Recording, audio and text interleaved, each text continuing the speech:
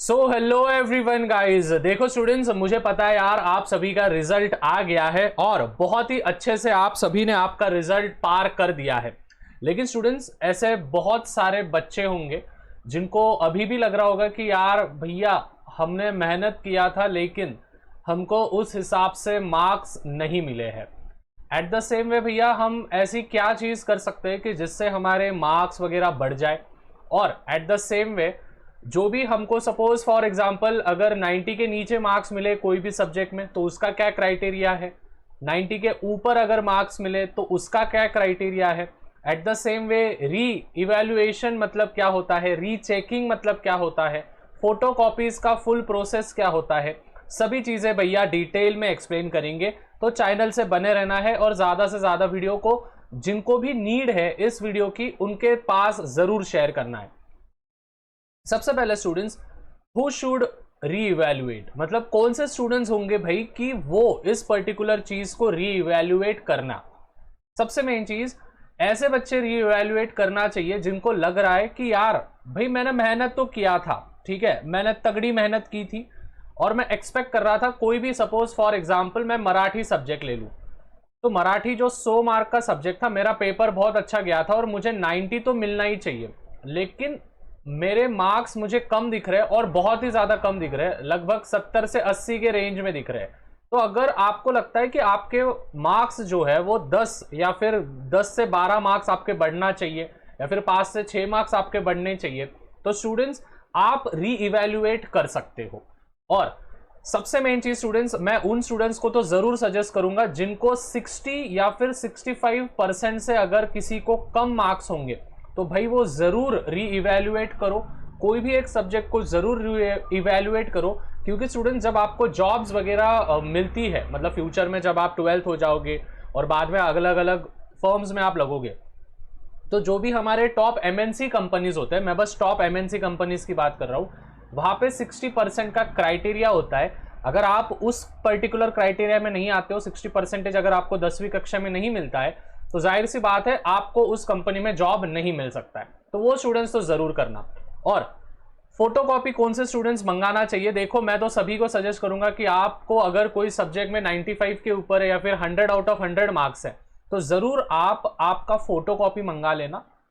Photocopy मतलब क्या होता है स्टूडेंट्स, आपको बोर्ड्स वाले क्या करते हैं, कुछ पैसों में आपको बोर्ड्स वाले, मैं बताऊंगा आगे, कुछ पैसों में आपको बोर्ड्स वाले जो होते हैं, आपने जो भी आंसर्स लिखे आपके बोर्ड एग्जामिनेशन में वो आंसर्स आपको बताते हैं, उसकी पीडीएफ फॉर्मेट आपको मिलता है, आपके ईमेल पे मिलता है या फिर आप पोस्ट ऑफिस में जाके ले सकते हो या फिर खुद भी जाके ले सकते हो।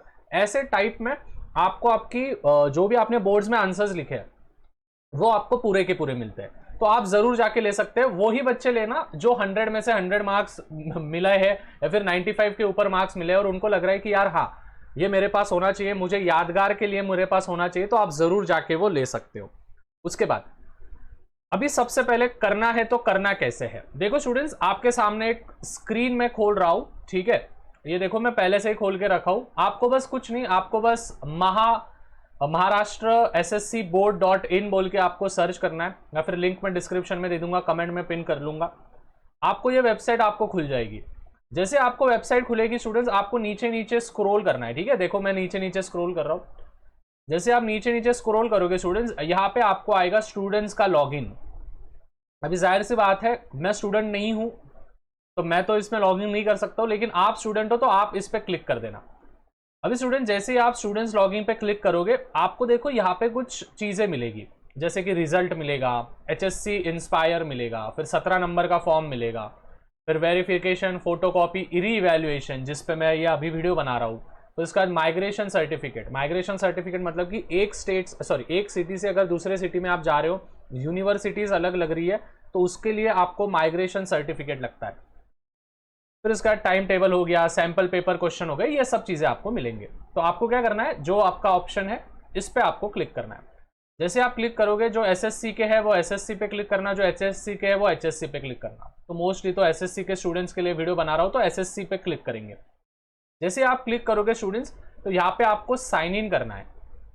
अगर आपका कोई भी पर्टिकुलर अकाउंट नहीं बना है तो आप क्या कर सकते हो, यहाँ पे नीचे आपको इंस्ट्रक्शंस मिल रहे हैं, नहीं तो आप एक आपका रजिस्ट्रेशन आप खोल सकते हो, आप आपका नया अकाउंट बना सकते हो। और यहाँ पे कुछ इंस्ट्रक्शंस में आपको पीडीएफ मिलेगी। अभी स्टूडेंट्स इस इंस्ट्रक्शंस को मैंने पूरा की पूरा पढ़ा है और सभी चीजें मैं आपको यहाँ पे कुछ पॉइंट्स में आपको डिक्टेट करके दे रहा हूँ, ठीक है। तो ये सब प्रोसेस करने के बाद आपको वापस से क्या क्या चीजें करनी है वो मैं आपको यहाँ पे बता रहा हूँ। सबसे पहले स्टूडेंट्स, आपके सामने जैसे आप वो खोलोगे, जैसे आप रजिस्टर करोगे तो आपके सामने दो ऑप्शंस आएंगे, वेरिफिकेशन विथ फोटोकॉपी आएगा या फिर वेरिफिकेशन विदाउट फोटोकॉपी आएगा। वेरिफिकेशन विथ फोटोकॉपी मतलब कि आपको आपके पर्टिकुलर जो सब्जेक्ट है, एक आधा सब्जेक्ट होगा, सपोज हिंदी है, मराठी है, उस सब्जेक्ट का अगर आपने क्या आंसर्स लिखा है, अगर उसका आपको फोटो का कॉपी चाहिए, मतलब फोटोज चाहिए आपके कॉपीज के, हर एक सब्जेक्ट के आपको 400 रुपए वहां पे लगेंगे। एक सब्जेक्ट की बात कर रहा हूं मैं, मतलब मराठी सब्जेक्ट है और मराठी सब्जेक्ट का मेरे को फोटो कॉपी चाहिए तो मेरे को 400 रुपए भरना पड़ेगा। वहां पे फोन पे वगैरह के ऑप्शंस होते हैं, आप देख लेना।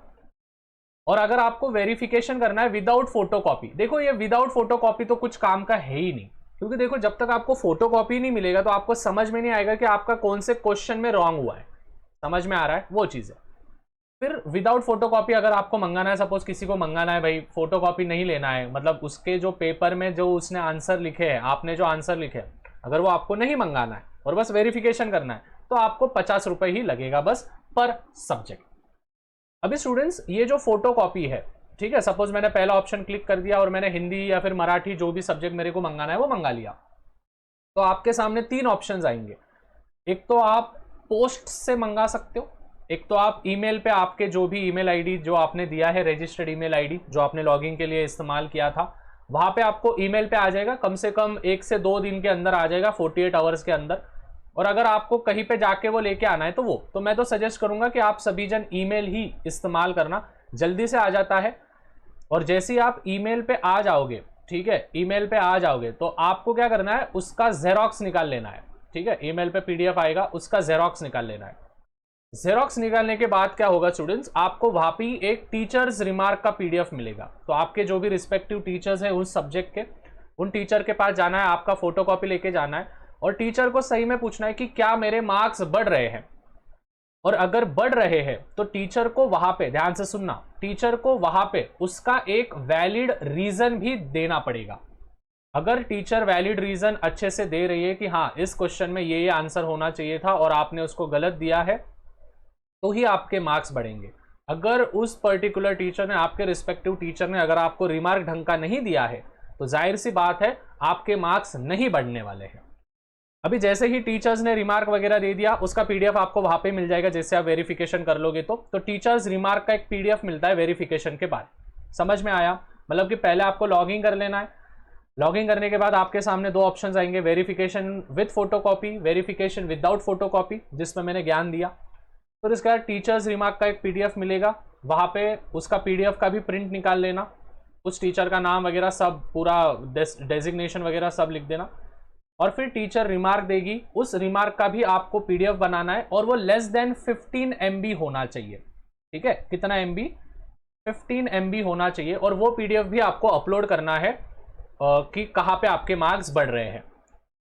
फिर उसके बाद बढ़ने के बाद स्टूडेंट्स हर सब्जेक्ट का री इवैल्यूएशन, मतलब अगर आपको समझ में आ गया, अगर आपके टीचर ने बोला कि हाँ भाई तेरे मार्क्स सही में बढ़ रहे हैं, फोटोकॉपी बीटोकॉपी मिल गया, तो यहाँ पे 400 रुपए खर्चा हो गया, फोटोकॉपी बीटोकॉपी मिल गया, फिर टीचर बोल रही कि हाँ तेरे मार्क्स बढ़ सकते हैं, तो फिर आपको वहां पे लॉगिन में ही आपको ऑप्शन आएगा री इवैल्यूएशन करना है या नहीं करना है। तो अगर री इवैल्यूएशन करना है, सपोज मराठी पेपर है मेरा, हिंदी पेपर है, उसमें मेरे मार्क्स बढ़ रहे हैं, मेरे टीचर ने भी बोला कि हाँ मार्क्स बढ़ रहे हैं, बढ़ेगा ही बढ़ेगा, तो आप क्या कर सकते हो, फिर री इवैल्यूएशन को डाल सकते हो और वहां पे भी आपको 300 रुपए भरना है हर एक सब्जेक्ट के। मतलब देखो, वेरिफिकेशन विथ फोटोकॉपी ये कितना रुपए हो गया, ये 400 रुपए हो गया, ठीक है। फिर बाकी के जेरोक्स बिरोक्स मारोगे, पीडीएफ बीडीएफ, तो वो सब पकड़ लो 100 रुपए।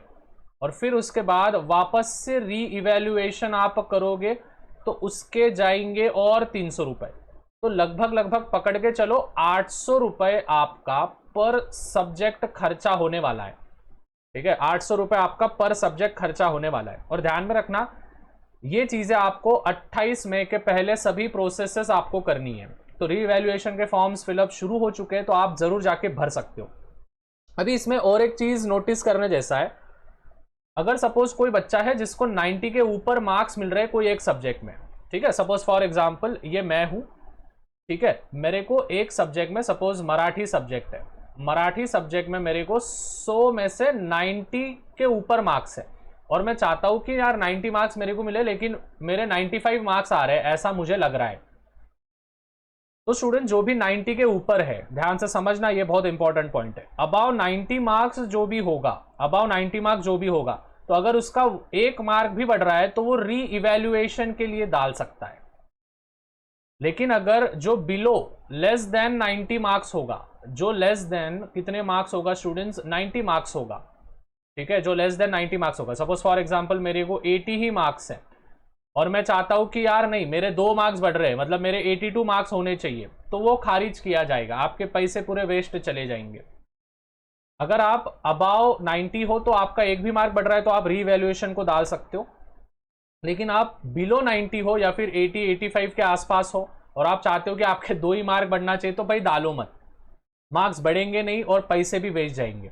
ये तभी डालना है जब आपको कंफर्म है कि आप +5 मार्क्स के ऊपर जा रहे हो, मतलब आपको 80 मार्क्स है और आपको लग रहा है चेक करने के बाद, आपके टीचर ने भी बोला कि हाँ 85 के ऊपर तो तू आराम से जा सकता है, मतलब +5% तू गिरा सकता है इस पेपर में, तो भाई तू रिवैल्यूएट कर सकता है। बिलो 90 होगा तो, अबाव 90 होगा तो 1 मार्क भी बढ़ रहा होगा तो तू डाल सकता है, बिलो 90 होगा तो एटलीस्ट मिनिमम 5 मार्क तो भी बढ़ना चाहिए।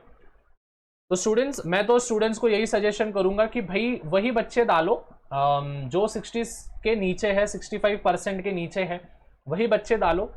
जिनको 90 के ऊपर आए हैं क्यों मगजमारी कर रहे हो, वैसे भी पूरे गांव में डंका बज चुका है कि भाई मेरे बच्चे को कितना मार्क आया, तुमको कितना मार्क आया, तो फालतू में झंझटों में पढ़ो मत।